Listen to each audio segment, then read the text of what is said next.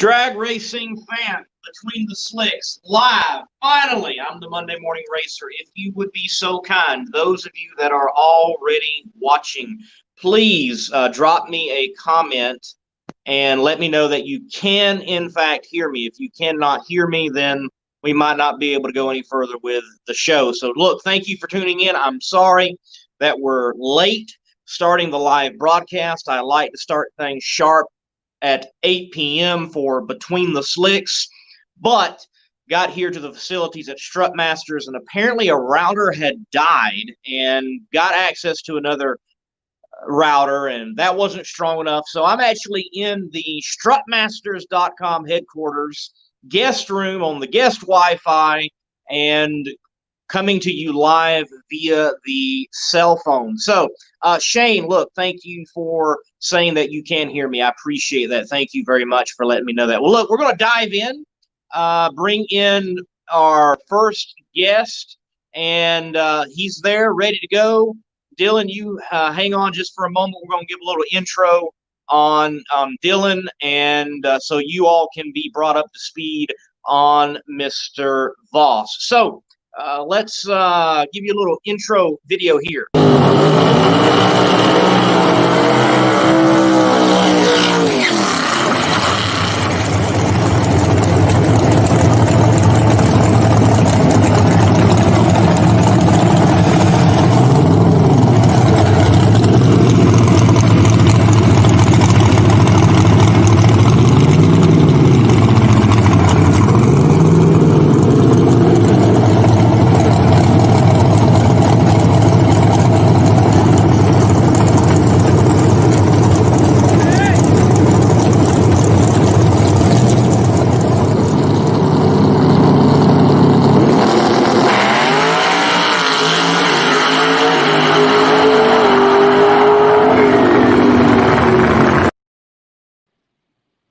All right, Dillon, man, how you doing this evening? Wonderful. Man, good to have you on. It's been a crazy evening all of a sudden, technical difficulties here in Roxborough, North Carolina. Greg, let me bring your comment up. Echo. Look, it's better, good. I was about to say, if you are hearing an echo, I'm sorry, turn it down. There's not much I can do. I'm already done all that I can to get this thing up and going. So, Dillon, look, I'm going to give the folks a brief introduction to yourself and who you are and what you're doing in the world of drag racing. Want me to give an update? Yeah, go ahead, man. All right. Well, I've been running 632 the past 5 or 6 years. PDRA took it on as a professional class 3 years ago. We won the championship 2017, and Johnny Pacino kind of kicked our butt the last 2 years in 632, and this year we're coming back stronger than ever, chasing that championship. So that's our goal for this year is to win this championship. We are fighting hard to gain control of the points lead again, and man, that's where we stand right now. As far as in the racing industry, we have Voss Racing Engines. We build high-performance race engines. We also have Voss Engineering and Voss wheelie bars. So built an awesome piece for carbon fiber wheelie bars. And, yeah, man, that's it. Voss Racing Engines, Race Light lithium batteries, and Suncoast race cars really help us get this thing running good. Yeah, Voss, pretty much everything. Racing engines, wheelie bars. I mean, you name it. Seems like y'all have got it going on down there in, Central Florida, correct? North Florida. The engine shop and the race shop is in North Florida. I actually reside in South Florida. So I do a little commute whenever we race. But my brother and my dad take care of the engine shop. All right, cool. Well, hey, we got Demon Racing TV on, and they say, happy birthday, Dillon. It's your birthday. Yes, happy birthday, man. How old today? 29. My last year in the 20s. 29. Well, I'm hovering around 32. I can tell you it's not too bad. It's not too bad. So you got something to look forward to. Don't you worry, man. Folks, while we got Dillon on, I do want to also let you know by this time, obviously, I would have introduced the other guest, but our other guest, Will Smith, no, not the actor, but someone far cooler because he drives a alcohol fuel dragster, and he works for the PDRA in the marketing department. He is actually in the staging lanes in the U.S. Nationals right now for qualifying because the NHRA decided to change the schedule. Imagine that. And they're to run qualifying at 8 p.m. So he's strapped in, ready to burn some nitro. He might be on later tonight. Let's hope. But we got Dillon Voss. Dillon, look, I want to dive in for the folks that don't know, because even though I know drag racing pretty well, I go down to the World Door Slammer Nationals earlier this year, and I encounter this Outlaw 632 class. I'm like, who are these guys? Who do they think they are? What's going on here? So give folks the rundown on what Outlaw 632 is, because it's not a pro mod. It's not necessarily top sportsman. It's its own deal. That's why it's its own class. So clue us into the rules, the parameters, what to expect as fans with Outlaw 632. Well, Outlaw 632 is a very diverse class. We're allowed 632 cubic inches for a big block. You're allowed a small block. You're allowed nitrous, naturally aspirated, steel roof and quarter cars. There's radial cars. There's big tire cars, multi-systems, one system. So it's a very diverse class. Automatics, lockups, non-lockups, 5 speeds. We run a clutch with a 5-speed Liberty, set up very much like our Mountain Motor Pro stock car, minus a few cubic inches, and we spray it. Very competitive class. It has grown into a super competitive, super fast. We're touching 14s with a big block 632 at 2,650 pounds. So we have really dialed these cars in, and they're fast. It's a great class.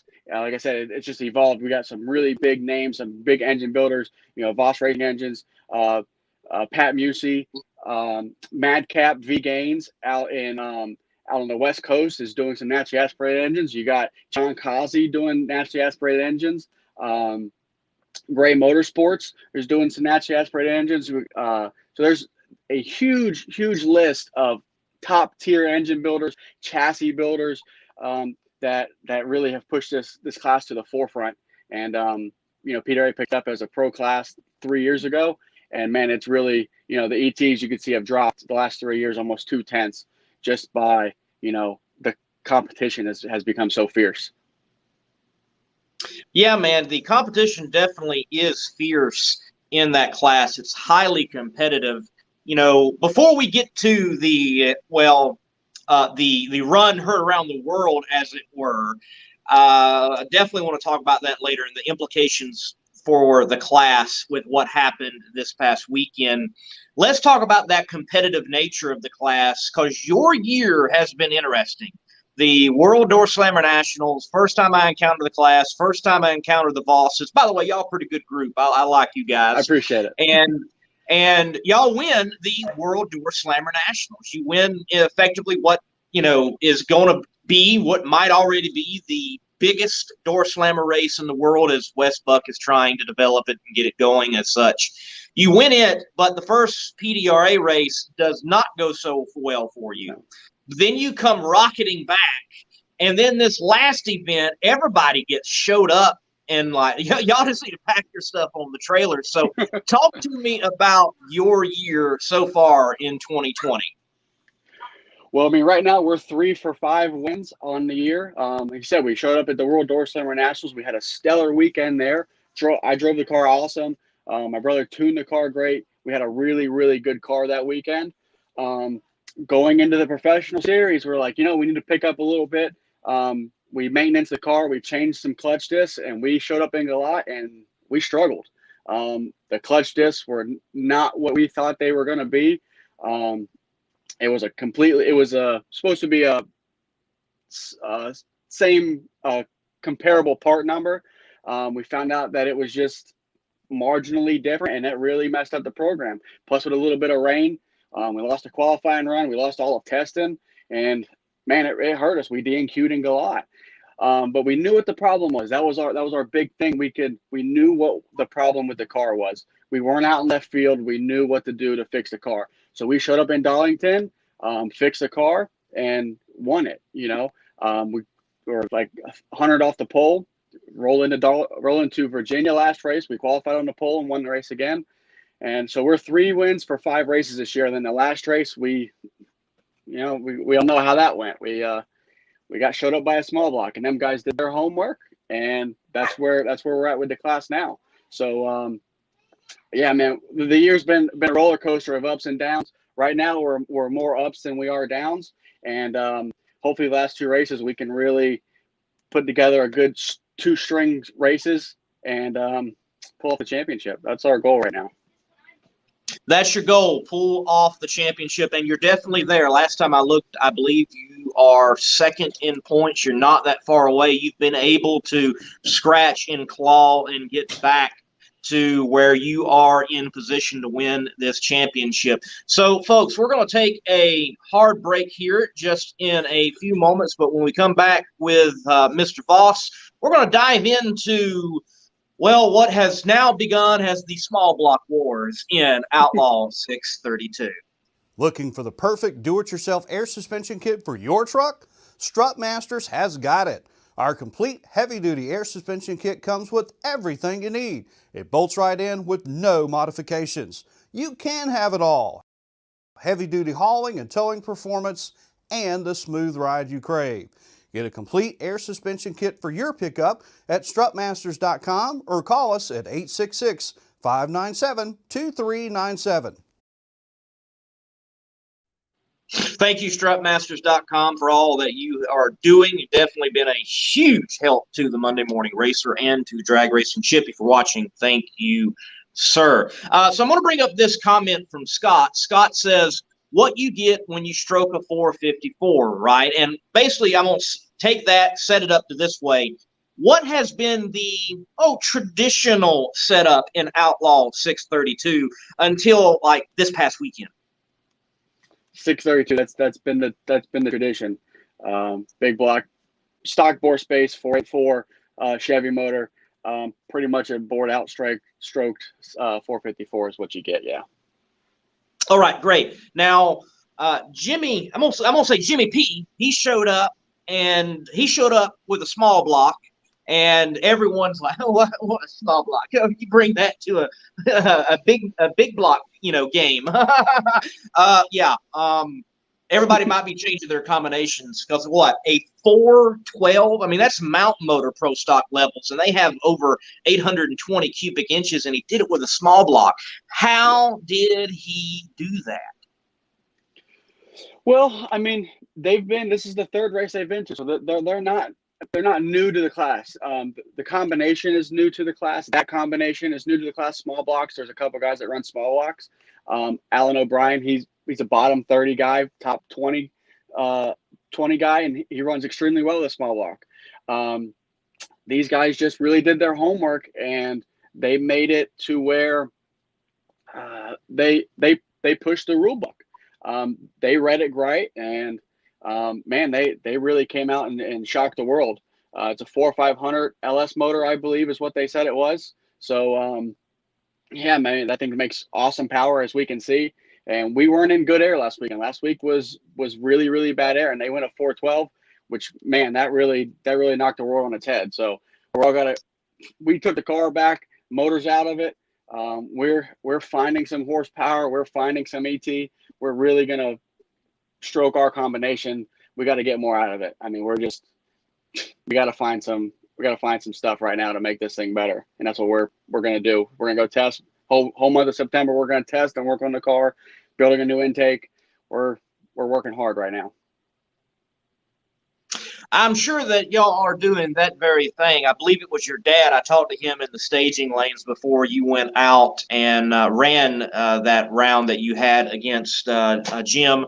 And he's like, yeah, they're bad fast, but we're going back home and we're going to figure something out. So you got to love, I love when something like this happens in drag racing.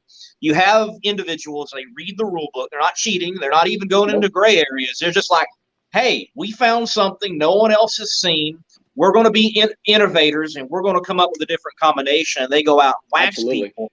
Well, the people that get waxed, they're like, oh, no, we're not going to let this stand for long, and they go back home and do their homework. So this is something in drag racing I definitely love to see, in that it's great that a class like Outlaw 632, you can still see that and have the innovation come about. Because I'm sure you, as a member of the Voss family and everything y'all are doing in motorsports and in particular drag racing, I bet that's half the fun, is like going back home and figuring out how much can we gain from where we're at.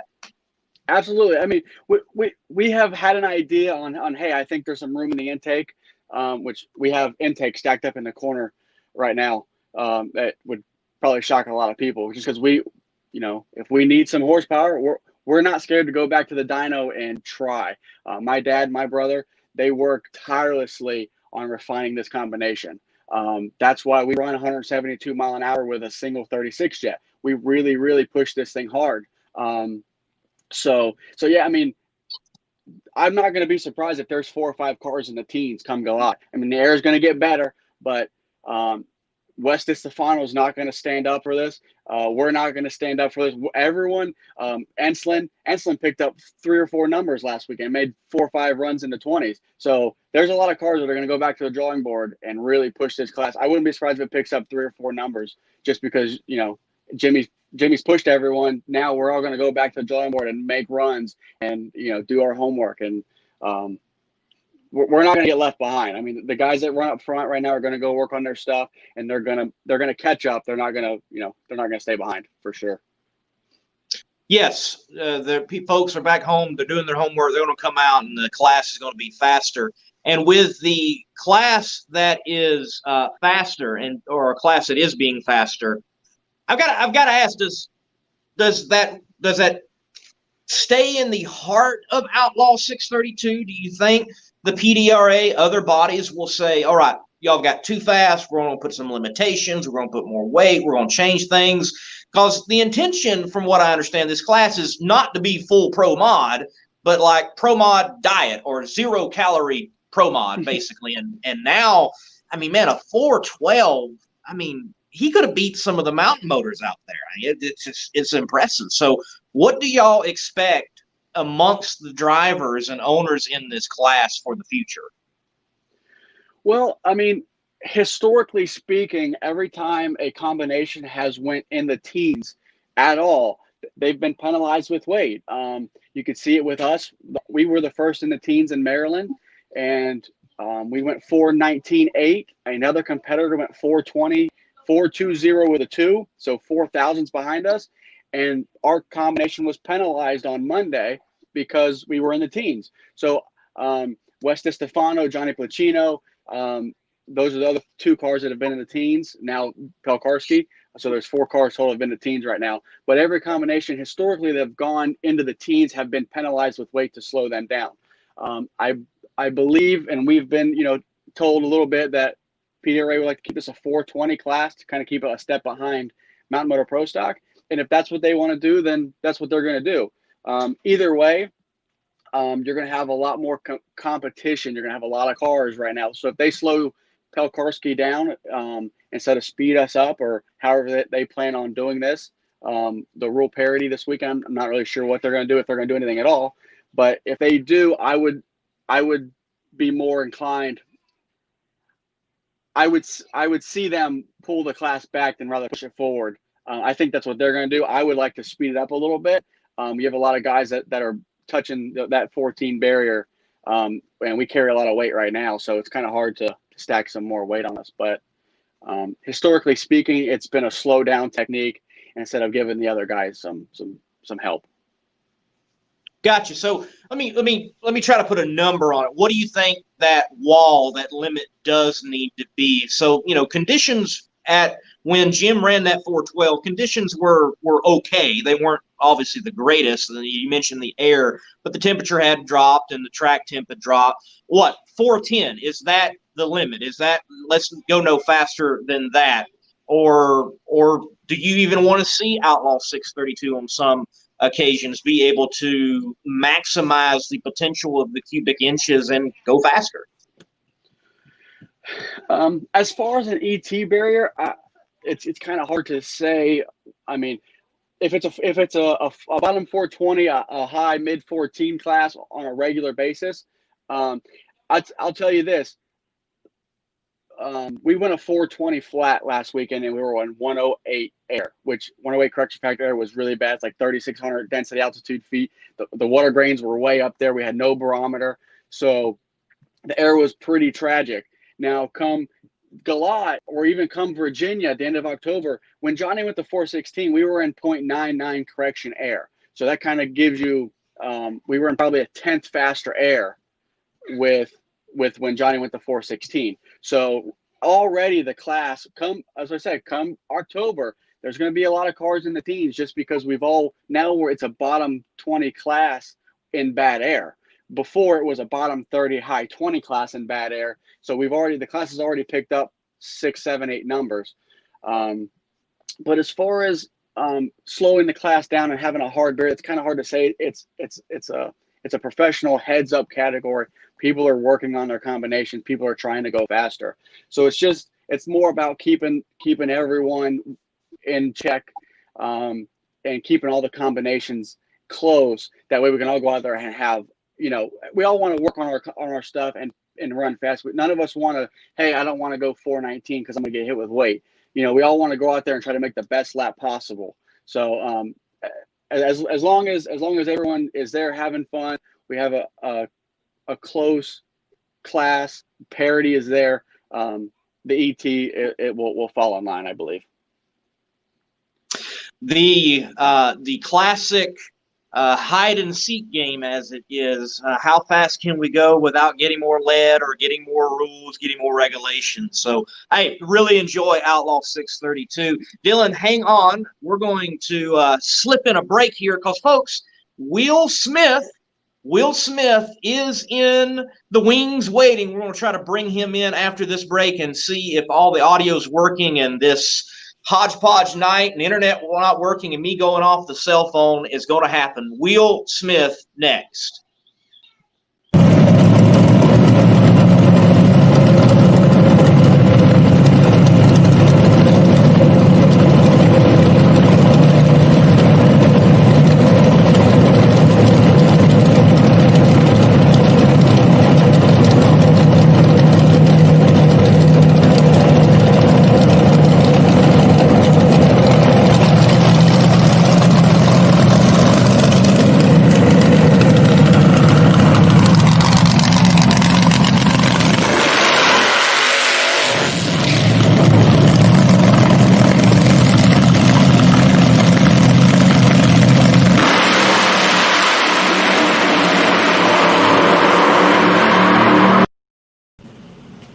Will, man, can you hear me, first of all? I can hear you. Can you hear me? All right, I can hear you. We can hear you. Awesome, man. Awesome. Well, look, before we go any further. My suit on, so I just ran back, set my phone up, so hopefully everything sounds and looks okay. So. All right, man. Yeah, you look great. You look great. I'm working on my phone, too. I have had technical difficulties tonight, unlike I've ever had before. So I'm in strutmasters.com headquarters on my cell phone in the guest room where I'm not supposed to be. But I'm here, and you're here, and we're glad to have you. You're up there, the U.S. Nationals Indy. So, look, did Q1 for y'all happen? Did it take place? How'd it go? It did. Just got back to the trailer, 5 minutes ago. Went 536, 271. I didn't hear the rest of the runs. I'm not sure where that puts us, but that solidly puts us in. And I know we were quicker than a lot of the cars that round, so we're happy with that.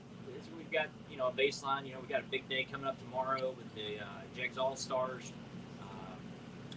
The Hirata Motorsports team has been in it several times, but this will be my first time representing as a driver. Really excited about that. So.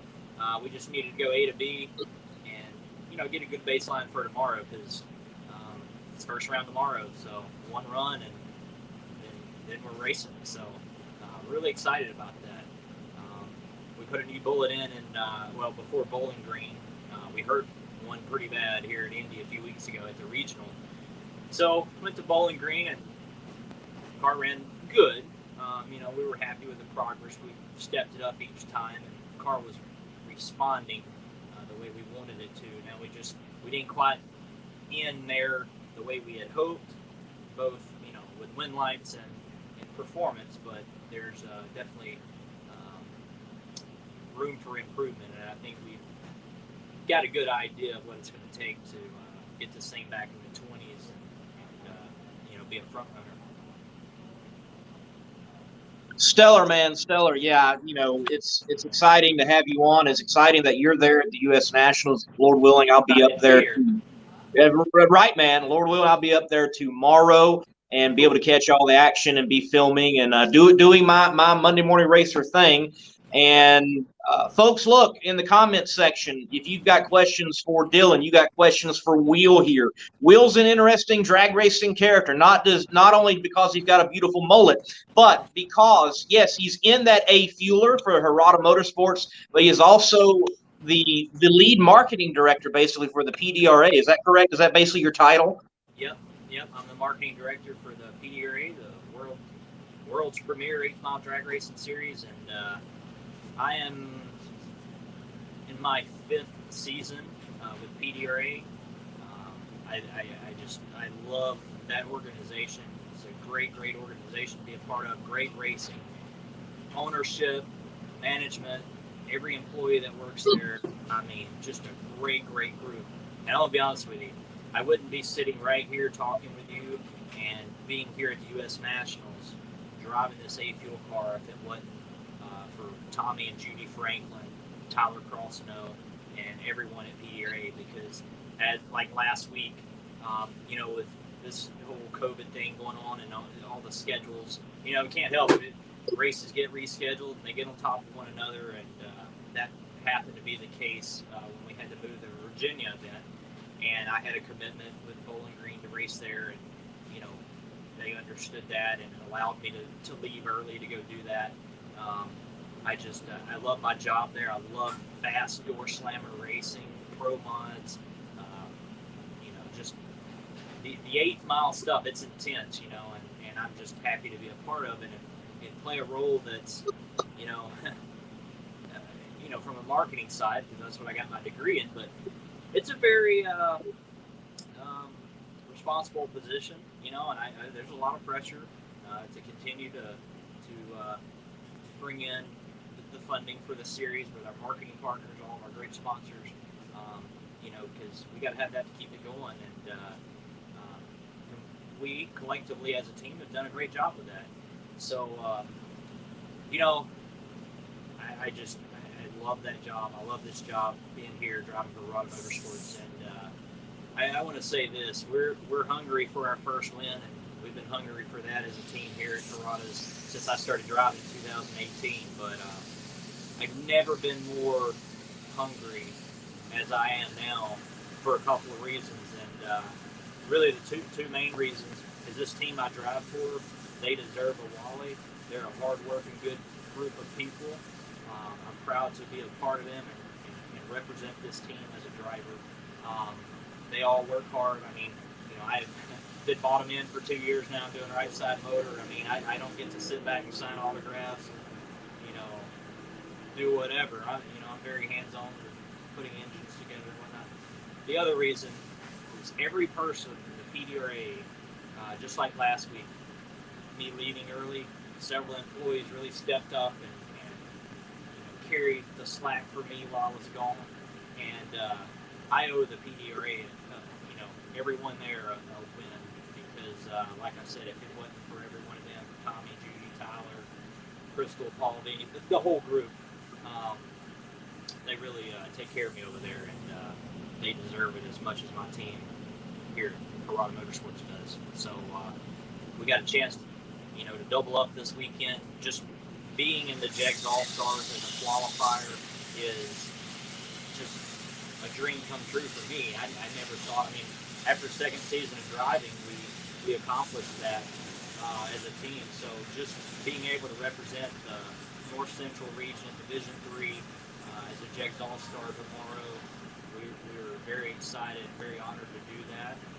And hey, big day in drag racing, U.S. Nationals, starting our elimination on Saturday.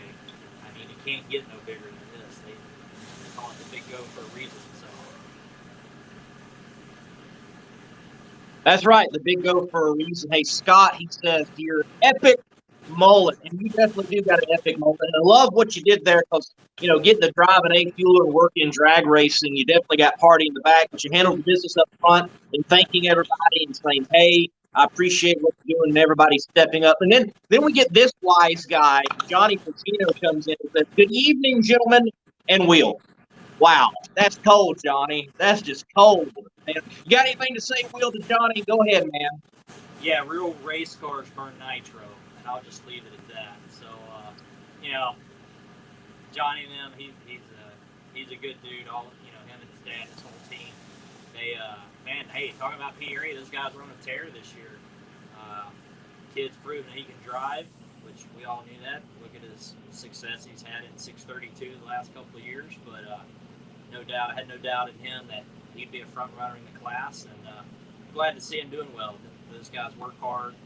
I know they consider themselves a smaller team compared to others, but they produce big results, and we're happy to have the Pacino family racing with us. But yeah, it don't surprise me. I think he's a little jealous of the mullet. That's probably what it is, but not meaning he can pull it off.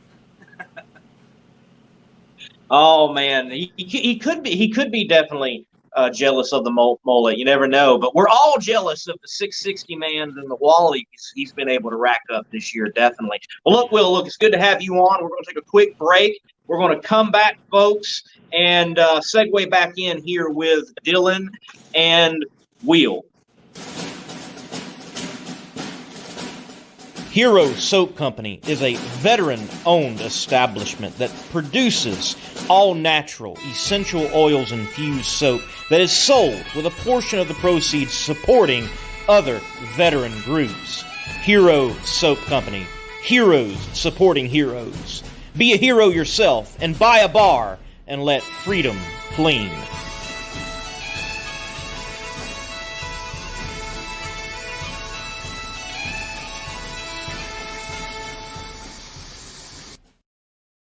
I definitely do like Hero Soap Company. I do, in fact, use it myself, and I enjoy the cool mint, cool peppermint. Check that out. But I also enjoy the lavender.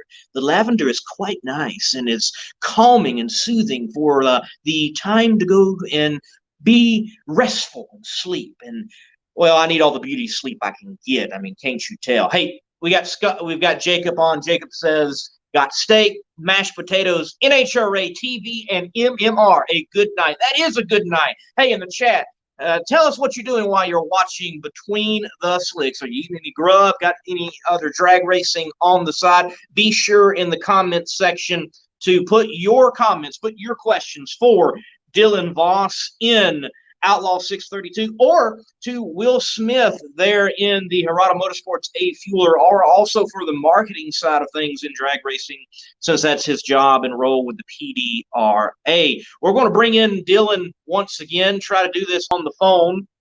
It's kind of challenging, and I did it. First time ever doing this on the phone. I'm still very much impressed with StreamYard and its capabilities. Dillon, so look, your family, I mean, there's like, when I do my social media stuff, I have to like tag Voss Engineering, Voss Willie Bars, Voss Family Racing, Voss, Extraordinaires. I mean, it's just everything. Voss, Voss, Voss, Voss. It's very cool though. So where does it begin? Is it grandfather? Is it dad? Who got Voss Racing really going? What's the family story and lineage there? Well, third generation racer. My grandpa was a hot rodder back in the day. He did some circle track racing. The heaviness of drag racing really came from my uncle and my dad. My grandma's brother had JR competition engines in South Florida. Really taught my dad a whole lot on the engine side of stuff. And yeah, man, it was in high school. Dad had a hot rod Vega with a sheet metal intake and all the cool stuff that I never had to have in high school. Did all the street racing, did all the cool stuff that I envy. I always wanted to do. Drive a cool car with nice Lopey cam in it. Dad raced when I was born into it. Dad raced well before me and Corey were born. So we really never had a chance. We were born into something that we love we cherish. I mean, we do this as a family. So the lineage goes back years. But the heaviness of drag racing, that really comes from my dad and my uncle. Now all my uncles do it. And we're all race team. So man, it's nice. I'm sure it is. You know, I grew up in a family that loved racing. My dad worked with the Ford Pro Stock team in the early 70s, and he was with a gasser scene in the mid and late 60s. So I grew up in a family that loved racing, and you can't escape it when it's in a situation like that. I've always found it weird, those members of the family who grow up in a racing family, and they're just like, I'm okay. I don't care. I'm like, what's wrong with you? What is wrong with you? I mean, everybody can have their thing, but how can you not enjoy racing? How can you not enjoy 410s in an eighth of a mile near 200 miles per hour and with wheel and nitro being burned? I mean, how can you not enjoy it? So on the business side of things, and your family being so involved, I've got to ask on, in particular, the wheelie bars, because there seems to be a big push from the Voss camp of the wheelie bars. They're on several cars now. Bubba Stanton, Johnny Placino is running the set of the wheelie bars. Why carbon fiber and why Voss wheelie bars? Here it is, man. Give the pitch. Well, to start off with, everyone is trying to save weight. The wheelie bars are unsprung weight. You lose 30-ish pounds over the chromoly and even the titanium. Lose a lot of weight over the titanium stuff. We're a couple pounds lighter than our competitors, so we have a really nice piece, really strong piece. And it's more than weight. They make the car work better. Chromoly flexes. And carbon, so strong, even without the stiffener bars like you're on the Pro Stock, the center links, no flex at all. You can control wheel speed better, improve 60-foot time, and man, you could just control when you're trying to pick up one number, 1,000th. You know, you gotta be able to control the car, and when you make a move, you want the car to respond. If you make a move, the car doesn't respond, you're kind of throwing darts in the wind. So we've come up with a product that just flat out works, and it's proven itself time and time again. I mean, Johnny switched over to the carbon bars. We helped Johnny out a lot, and his drive shaft looks night and day different. Our drive shaft, we started working with this, and it's all about controlling wheel speed. And if you're not controlling wheel speed, you're gonna have a hard time winning races. Definitely. You know, I was thinking about it earlier that your dad I knew about the weight portion, but I didn't realize about the carbon fiber not giving like metal does, and that makes a ton of sense. And I thought, wow, a lot of people don't realize, like on a top fuel dragster, like they could almost squat all the way to the ground if they didn't have these little plates that actually hit the track. And I thought to myself, well, they're stiff, they're firm, they hit the track, and the car is able to move forward. I'm like, almost your wheelie bars are kind of doing the same thing at that point. And since they're not giving, you can go out, you can move forward faster because you're not having the flex. So there you go, folks. If you're out there and you need wheelie bars, you need to look at Voss carbon fiber wheelie bars, definitely. Oh, by the way, tell them about the customizable options there, Dillon. Limitless on colors. We powder coat our stuff. The great thing about Voss Engineering, Voss wheelie bars, we're able to control our product from start to finish. The powder coating, we have CNC machines. We control everything in-house. So, I mean, if you have a certain color you want, whether it's plain Jane or, candy apple stuff with, metallics in it, we can match it to the car. No problem. Super customizable. They work great, lightweight. Check us out online. You can get yours today. Super good piece. Super good piece. And by the way, tell them that Monday Morning Racer sent you. Now, yes. Dillon, you hang on in the wings there. We're going to switch back over to Wheel so we can get him back in for a few more questions. And again, folks, I'm working this out on the phone, so just bear with me. I have to actually use the finger. Very interesting, but it works very well. And before we do go to Will, let me bring in a few folks, a few comments here. Scott says, Lee, you're looking lean. Oh, maybe so. Keep up the good work. I actually am continuing to work on losing weight. I was about 270, just way too big. Began to get gout, actually, and I don't wish that on nobody. And when you're walking up and down the pits like I am, you can't have gout. And I needed to be healthier. I wanted a better image. And I've been working on that. I'm like 235 about right now and continuing to work on that. I'm actually trying to get things set up at home to have a little bit of a home gym and don't have to pay the gym membership and work out and slim down a little bit more. If I can get to 200 soon, I would like to do that. So, Scott, I appreciate that. Trying to look a bit lean, a little bit more lean. Did trim the beard this week, and sadly, it might be the camera on the cell phone and not actually me. Sadly, Eddie says here he's watching. Eddie, look, I'm glad you're watching. Thank you, and you can watch now. Will Smith, we're going to bring Will in and add him to the stream.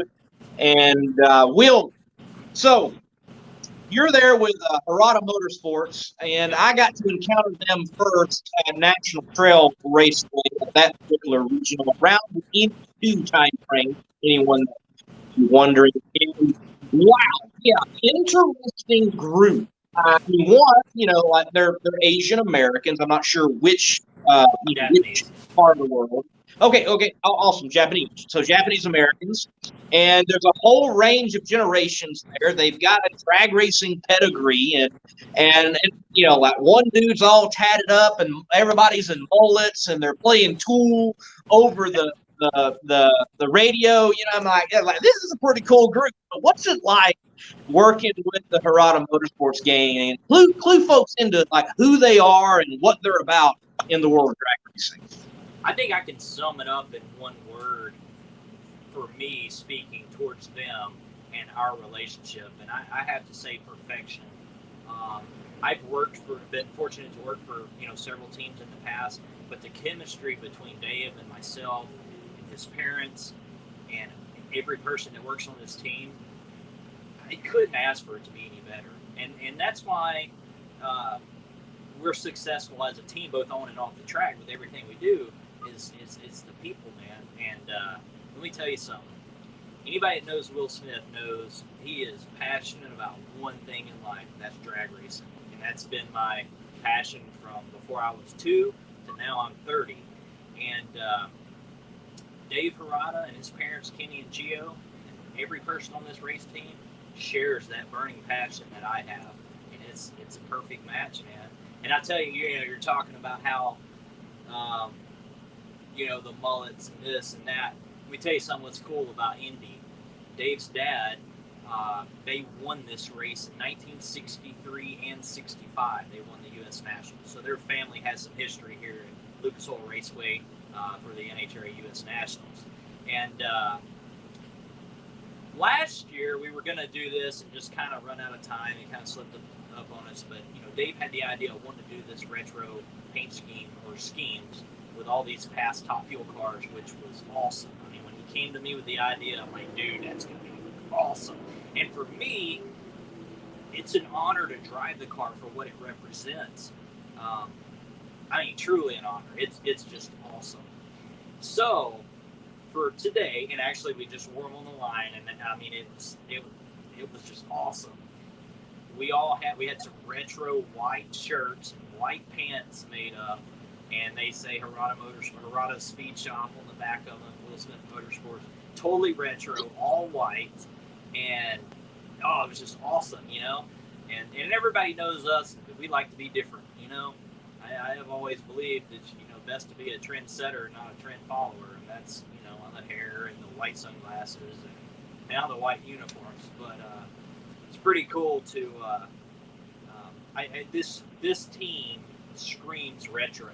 And nostalgia, and just hardcore racers, and Pro Things hooked us up with some, and we're Race Ugly Speed Shop alongside, with these retro striping shirts, and for this year. So that's who we are, and everybody thinks I should be about 60 years old because of my knowledge of drag racing history, my music taste, my just love of everything old school, and I think that's a lot of the reasons why we're successful as a team. We have a great time.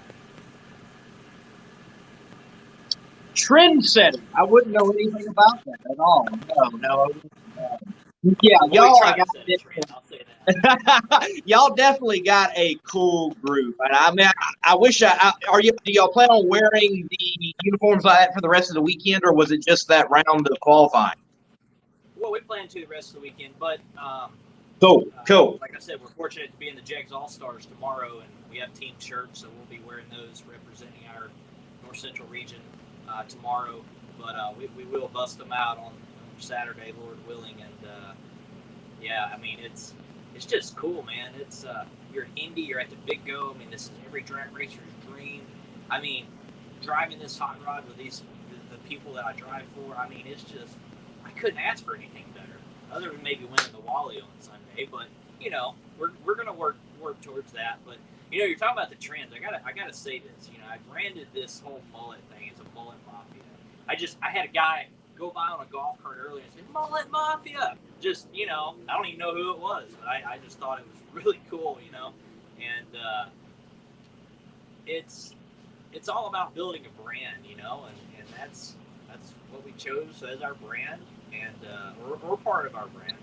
And like I said, you just got to be different. But I've had numerous people message our Facebook pages, you know, come up to me here at the track, or people back at home where I'm from in Alabama that have either joined the Mullet Mafia or have desired and said, "Hey, I'm going to join. I'm letting my hair grow out," and it puts a smile on your face, you know, because you know marketing is a little bit different these days, you know, than it used to be.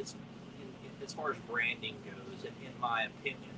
And you got to be different. You got to stand out, you know, and you know, hopefully you're standing out because you're turning on wind lights and you're running fast, and hopefully you're standing out because you know you got a well-known brand that people want to be a part of, people want to purchase, and that's what we've been trying to do here. And I think collectively as a group, our team, we've done a good job of building a good brand. And you know, people, I get a lot of trash talk about the mullet or whatever, but hey, I get to cut it off now. We're too far into this, and people dig it, and you know, it's just cool. So fear of the mullet.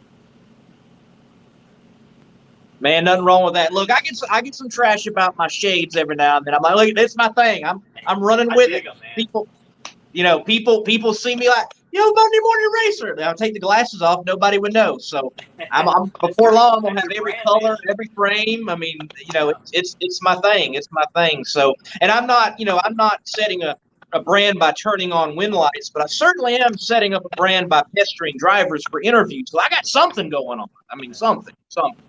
So Will, look, sit tight. We're going to bring you and Dillon on together in just a few moments, and we're going to wrap this thing up with some drag racing news and just have a round table with everybody as they're watching. So hang on for me, Will. Hang on. We'll remove you just real quick. And, just me. You got a few comments I want to throw in here for very quickly.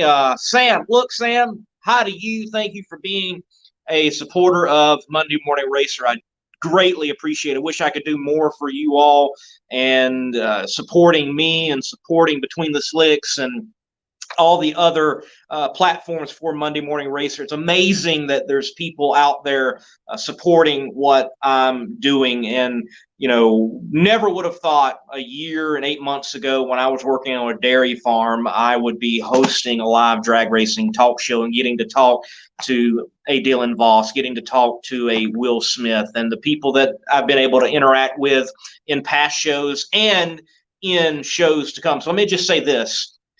If you're dreaming something, take a risk, take a chance, strike out and see what may very well come of it.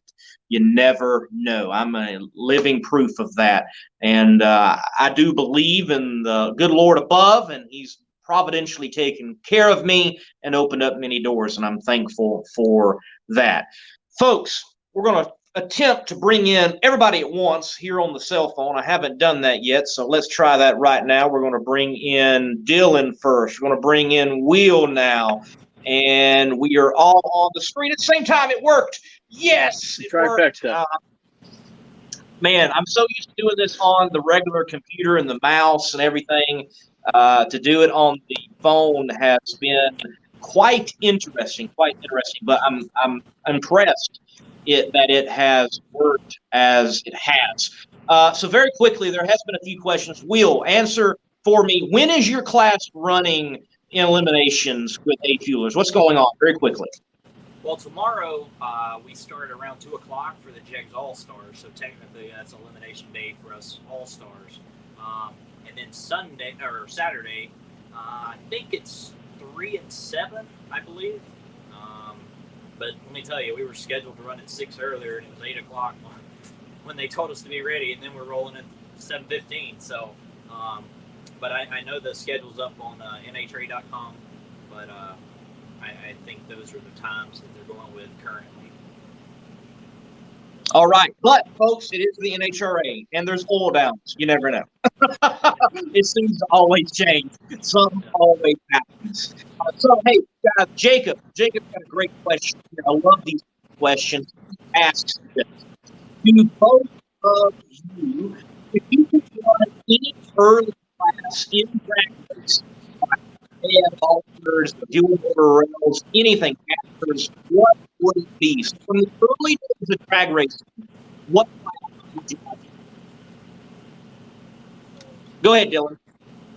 100% would be pro stock. My dad had the luxury of running pro stock back in the early 80s. That's where my love for clutch cars, naturally aspirated, comes from. So definitely would love to run pro stock with Lee Shepard, Bob Glidden, the late greats of the sport. Yeah, man. Early pro stock. Wow. I definitely think modern pro stock needs to get back to some of that. But, yeah, I mean, stock dash, they let carpet in the car, and they're out there ripping up the quarter mile and slamming the 4 speeds. Yeah, definitely in its inception, it was awesome. Would love to go back to those days. And I would like to experience that. My dad was with Hubert Flats, so it'd be great to, experience that, see that. Will, early drag racing class. What about you, man?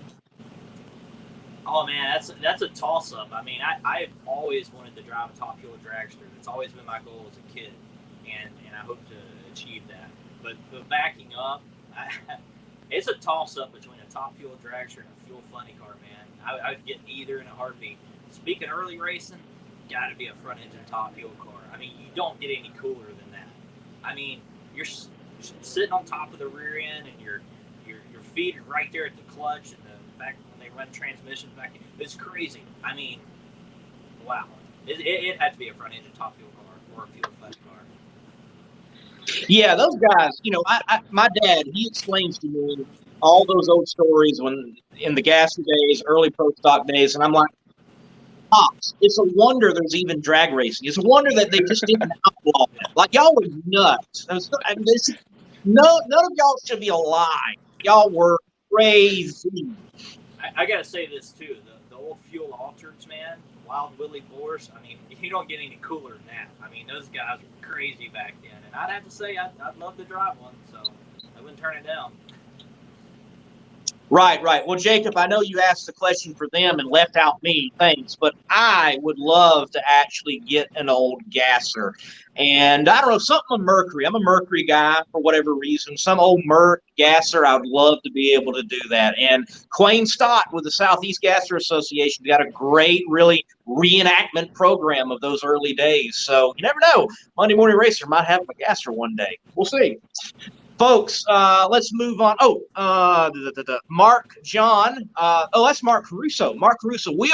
He asked, when the All-Stars, Jeg All-Stars, will he cut his hair? Well, no. No. Took too long to grow. It's part of the brand. Had I not created the brand with it, yeah, we win. We cut it off. But no, I don't think I can do it. Now, Hey. if it took cutting it off to win, I'll cut it right now. So. But there you go. Winning is that important. It's like, I've got the new logo being developed and worked up, and a part of the new logo is this beautiful visage, and it's the beard. And I'm like, man, I can't shave now. Like, I can trim, but I can't just shave. No. I mean, maybe if I put it out there, get me to 10,000 subscribers on YouTube and I'll shave. Maybe I'll do that. I don't know, but I'm like, I can't do it now. The logo has a beard. The beard and glasses, you got to keep them, man. I got to. I mean, if I shave, I got to wear like a Santa Claus beard just to keep up appearances or something. I mean, you never know. Hey, well, guys, we got look. Some fake mullets over here for the guys that don't have one, so they fit fake in. mullets. There we go. I can be an honorary member this weekend. Wow. Oh, yeah. Yep. Very cool. Very cool. Well, guys, let's get to some serious points. And folks, you in the comment section would still love to hear from you. Drop those comments. Enjoying this tonight on the cell phone and having technical difficulties. So, in drag racing news this week, first, Will, I've got to ask you. We've already talked with Dillon. What's your thoughts on the Outlaw 632 blasting off a 412? What's your thoughts, man? I'm going to tell you, I had to go push my jaw back up when I was in Bowling Green, and I was trying to keep up with the PDRA race the best I could. Man, I was like, is that a typo? Like, I was reading the results online, and man, hats off to those guys. I mean, they did a great job, and I'll be honest with you, that's one of my favorite classes in PDRA, because to me, it brings back a lot of old racing, so to speak. I mean, it's a new modern class, no question. There's a lot of technology out there, a lot of guys with some great cars, great power plants. You see clutches, you see automatics, you see, this and that. The guy brings out a small block. I mean, that's pretty cool. But I think I really like the class. I mean, the competition's stout in there, and Lachino and Voss have done very well over there. West of Stefano and Chris Holdorf and Lanigan. I mean, there's so many great guys over there. Great cars. I mean, it's. I'm really looking forward to Galad. I can tell you that Galad World Finals. It's going to be a barn burner. That's for sure. Definitely. This has been my first year to go to PDRA races, and I have been impressed all across the board with the competition and the way that the staff, the officials are so professional, and also the facilities that the PDRA has attended. They've been great facilities. It's been nice to go to those facilities and see great drag racing. So the limo guy at large, we all know the limo guy.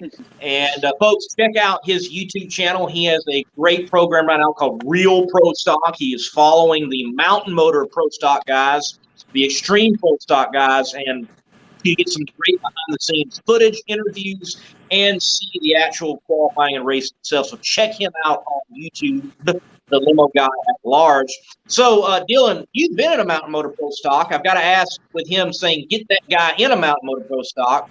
Do you have any plans this year of being behind the wheel of one of the extreme pro stockers or just focusing on Outlaw 632? As of right now, the goal is to come back to Motor Pro stock for the Virginia World Finals. So beginning of this year, the car went into surgery. It will be a new Camaro when it's done.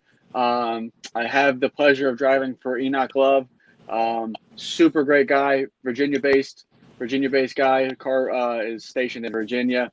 Had the luxury of 2018 to run the Big Go with a group of 8 awesome Mountain Motor Pro stock guys. So for this year, the car is in its final-ish stages. Hopefully we'll see it, be able to go testing a little bit before the World Finals in Virginia, and that's the plan, as long as our points in 602 is not in jeopardy, because 3 cars is a task. 3 clutch cars is a task.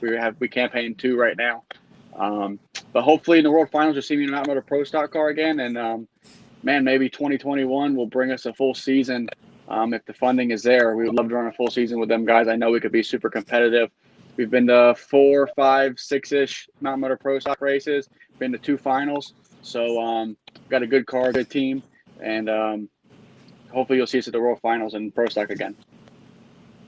Very cool. Very cool. Is that like breaking news? Is that known, or is this like the first time? It's semi. I mean, the guys in the class know. We haven't made it public. Whenever the car gets more towards completion, we'll do a formal release and the paint scheme and stuff like that. Okay. Well, folks, right here on Between the Slicks, Dillon Voss says he's going to be back in a Mountain Motor Pro Stock, Extreme Pro Stocker. Very cool. Very cool. And Limo Guy, you at large, you got your wish, because the next comment was Dillon Voss needs to be back in the Mountain Motor Pro Stock. Will, you though, originally that question was to you. Any door slammer experience or door slammer hopes for Mr. Smith? And let me tell you something. I drive anything, and I've always wanted to be an all-around driver. I went from junior dragsters up to bracket racing. I got a little super gas Monza back at home. I don't get to drive it a whole lot now because I'm doing this, but I got on a pro stock motorcycle, was working on getting my license for that. Made some laps in some Outlaw nitrous cars, quick 8 cars back at home. I used to work for Mike Castellana and Shannon Jenkins and Speed Tech Nitrous, and so I come from the door slammer world. And I'll be honest with you, that's what led me into PDRA, and I would love to get behind the wheel of a pro mod car, and and whether it be running at the top in PDRA or even quarter mile racing, but I want to let the clutch out though.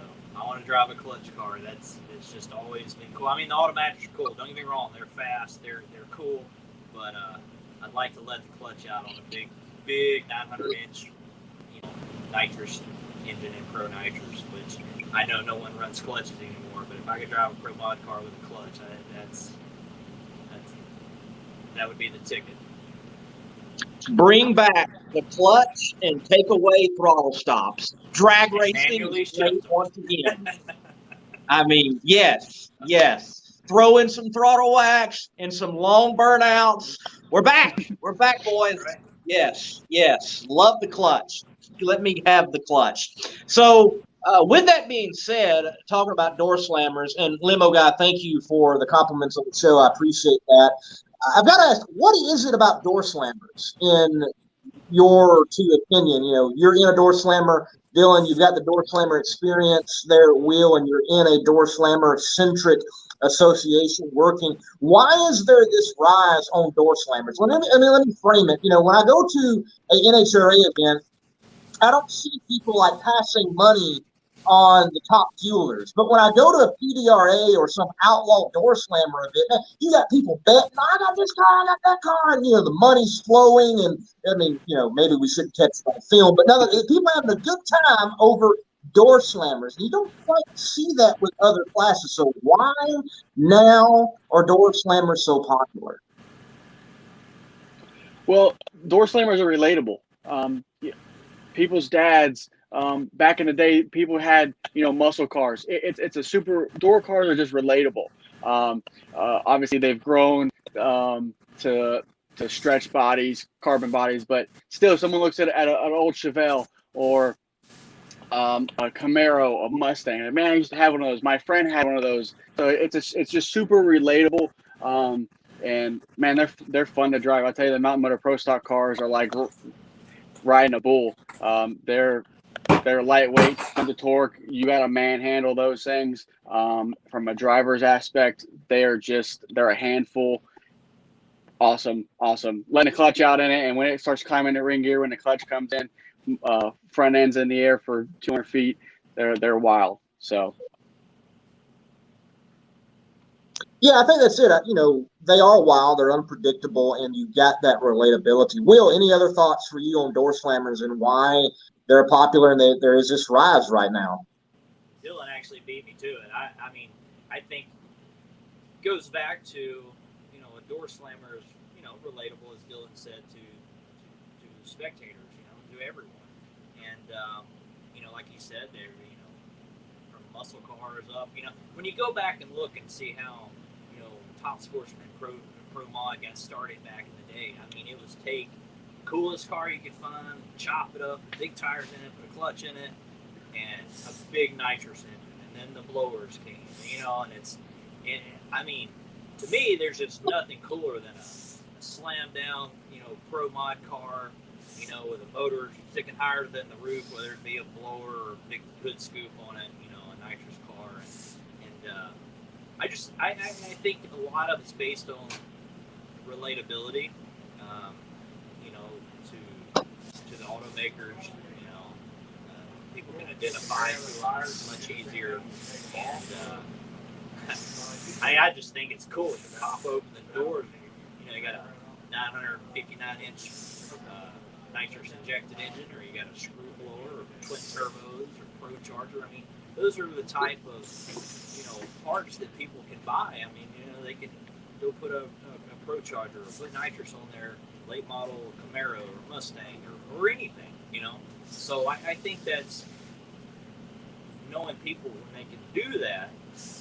They going back, they relate to that. And they're like, hey, I can do that now. And, you're talking a $200,000 rolling chassis over here, Pro Mod car. That's kind of a different deal, but that's kind of the best way I would say that I think why it's a hot ticket. It's just cool, and they're so unpredictable.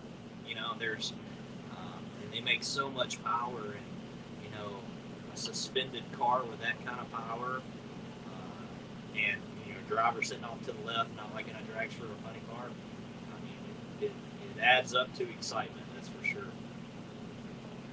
Definitely does add up to excitement, and it was definitely exciting action there at the summer shootout in Virginia. Folks, if you didn't get to catch it, you can go on YouTube. I've got a full elimination video of Pro Boost, Pro Nitrous, and Extreme Pro Stock you can check out. And it's not just racing. I actually go to pits and talk to the drivers and get some news and throw that in there. So check it out. Monday Morning Race on YouTube. Will, question for you real quick. Jake asks this. He basically says, look, you want to be a car driver outside of drag racing, anything like a sports car or something open wheel, would you like to go beyond in motorsports or just stick to drag racing? No, my theory behind that, if you can turn left or right or whichever way you're going, you're not going fast enough. So, man. But let me tell you, I have all the respect in the world for anybody in any type of racing. I mean, I love all other forms of racing. I love to watch it. Just drag racing's been my heart, my passion. I grew up in it, like Dillon was saying he did. He didn't have a chance. I didn't have a chance. And I'm glad I didn't have another chance. I'm so blessed and fortunate to do what I do. But no disrespect to any other types of racing. I love engines, love going fast. I'd love to see what those guys do in other forms of racing to make what they've got to work with, to make it go fast and how they drive them, because there's a lot of talent in driving other types of forms of racing. But my heart and passion is drag racing, and I couldn't. I guess if I took the time to try anything else, one, I'm afraid I might like it, so I don't need another habit. But the other thing is, it'd be time away from my current program, so I want to keep going, best I can here. So Definitely. Dillon, anything? You mentioned in the family history there's some oval track racing. Have you ever done any karting, oval track racing, anything beyond the drag racing? Actually, I did dirt go-kart racing for a couple years in my early teens. And I really attribute that to my driving ability, because those things, you had to drive them off in the corner pretty hard. The rear end would come around, you had to steer them through the corner. So it's a whole different style of driving, and I'm really fortunate I got that experience.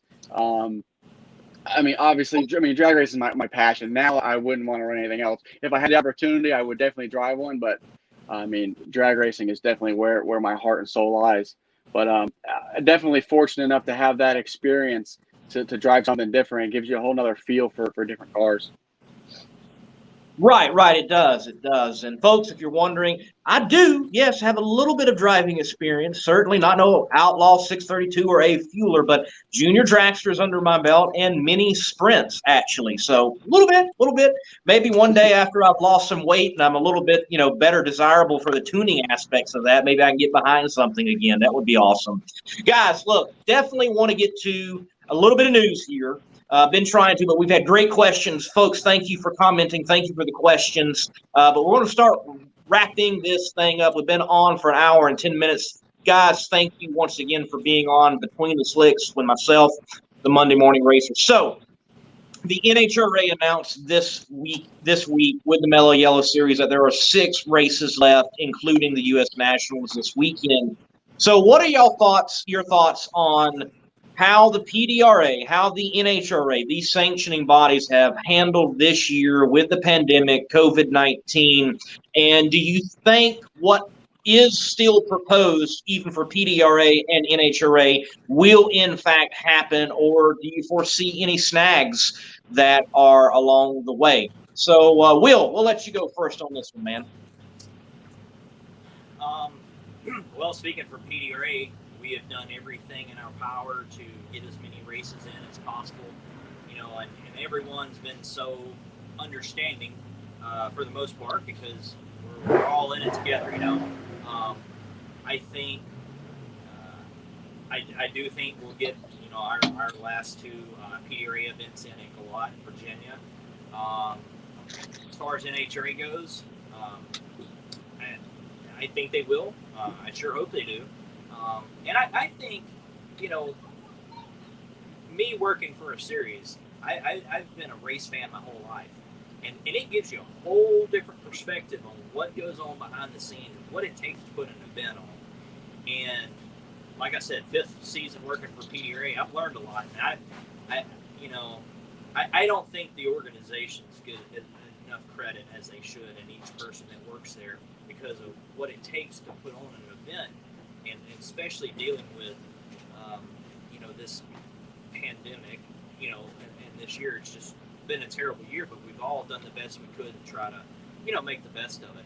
And hats off to everyone at PDRA, Tommy, Judy, Tyler, everyone there for working hard. And I'm in there together with them, doing the best we can to further our series. NHRA the same. Hats off to them. I was talking with William Tharp, our D3 division director earlier, and I know he has worked hard in his group to try to keep our Division 3 races, the North Central Regional races, keeping all that on track, doing the best thing, that they can with that. So, I think everything will happen. I really do. But, it's a day-by-day thing, unfortunately. And, there could be some little changes, possibly with that schedule. But I don't know. I mean, I'm pretty confident we'll get our final 2 races off the PDRA and we'll crown some champions. So I know we've all done a good job with doing what we could so far, getting the races in we have.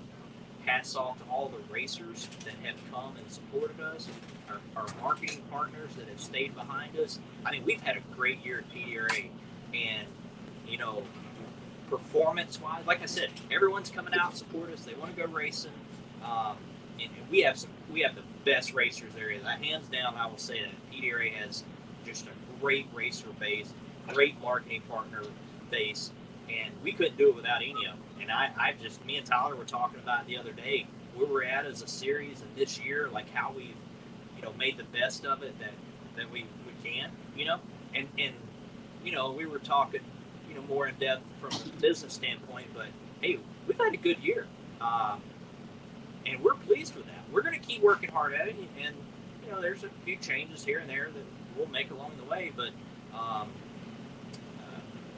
it's been a good year, and hopefully we have 2 great final races, and like I said, we crown the champions, and we work hard and build to 2021, and hopefully we're dealt a better hand, next year. But at the end of the day, we're just going to keep working hard. I know all of our racers are, and we appreciate everyone who supports the PDRA, every marketing partner that supports us, all of our employees. I want to sit and just thank everybody because it's a total team effort.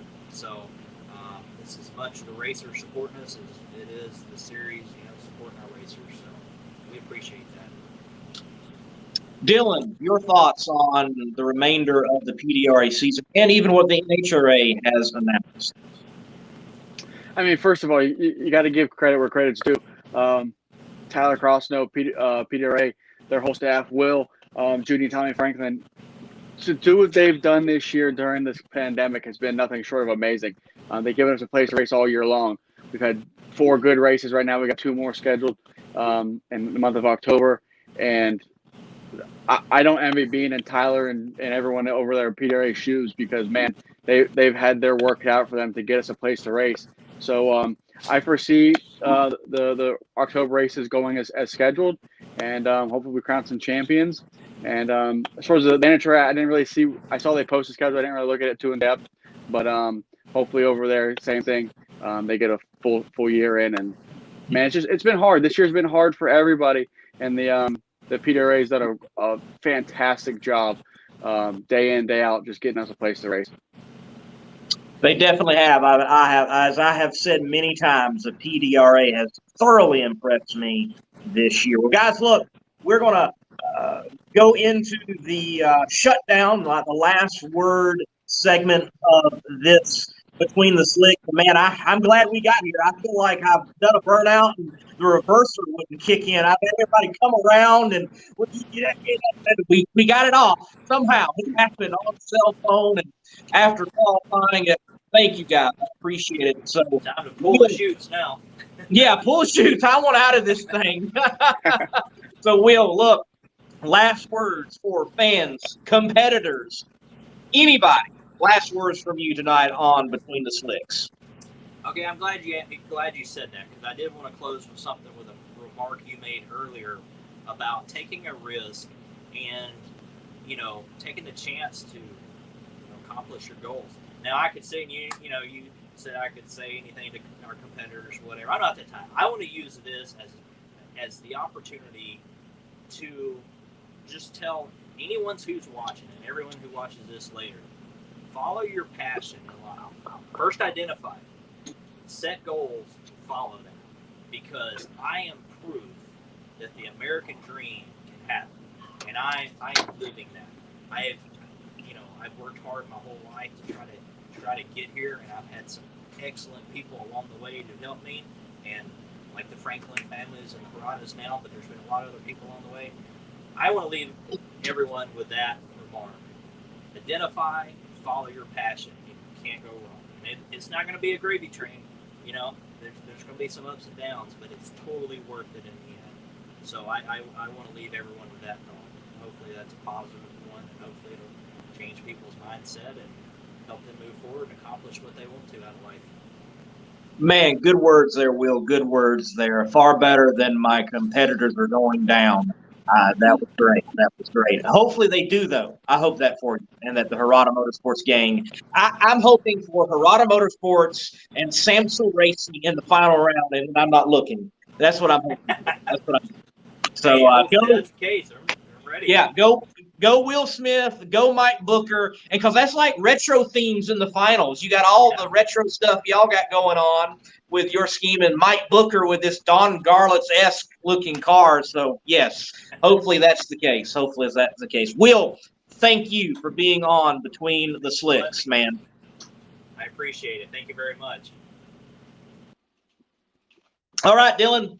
Last words from you. Again, fans, competitors, series, anything you might have. You can even go soft on me and be all fuzzy-wuzzy as Will was. Whatever you want to say, man. It's gonna be hard. Gonna be hard to top Will. First of all, I hope Will and them have a great weekend at Indy. The Big Go doesn't get any better than that. I really gotta thank my crew, my guys, Corey, my dad, Kenny, my Uncle Mark, Scott, everyone who helps us as a group. Suncoast Race Cars, Voss Engineering, Voss Wheelie Bars, Voss Racing Engines, Race Light Lithium Batteries. We got a great group of people behind us. Race Star Rims.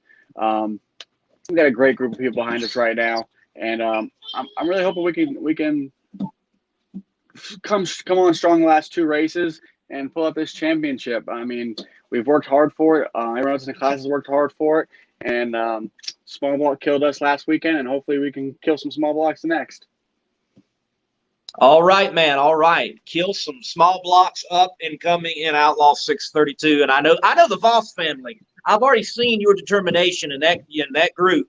Y'all can set some goals and go out there and accomplish them. So I'm looking forward to seeing the last several races in the PDRA with Outlaw 632. My camera will definitely be turned toward it. Man, look, thank you for being on Between the Slicks. The parachutes are out. Safety Safari is coming for you. Take care, man. Thanks, guys. Thank you for the opportunity. All right, folks, Monday Morning Racer, we've come to the conclusion of another Between the Slicks, and I'm so glad that it actually happened and everybody was able to get on, and we actually did have a show tonight. Facebook, very interestingly, they will not allow you to start late beyond 10 minutes. You actually have to create another whole live stream schedule, and it was getting close. It was getting close with the technical difficulties. I want to say this. Thank you to StreamYard, the platform I'm using to do this show. They make it easy. This thing was simple and easy, even on the cell phone. Scott, let me bring up your comment. He's talking about that weight. We're going back to that. He's like, hey, inspirational show. I'm glad that it was an inspirational show. Everybody, thank you for watching. I appreciate it. Tell folks about Monday Morning Racer. Check out what's going on YouTube as well, Instagram and Facebook. I'll be at the U.S. Nationals this weekend. A lot of good stuff coming from the Monday Morning Racer. He says, though, right behind you at 220, right near you, 225, or he's at 250. He's challenged me. That's what I want to get to. I'll take you on, Scott. We'll race it out. We'll race it out. First to 200. I will take you up on that. So you keep in touch with me on the weight. I challenge you to that. That means I got to cut out Waffle House on my cheap weekends, but I'm going to do it, and I'm going to beat you. I'm going to beat you, Scott. Well, folks, look, thank you for watching Between the Slicks. My last word is let's go to the big go.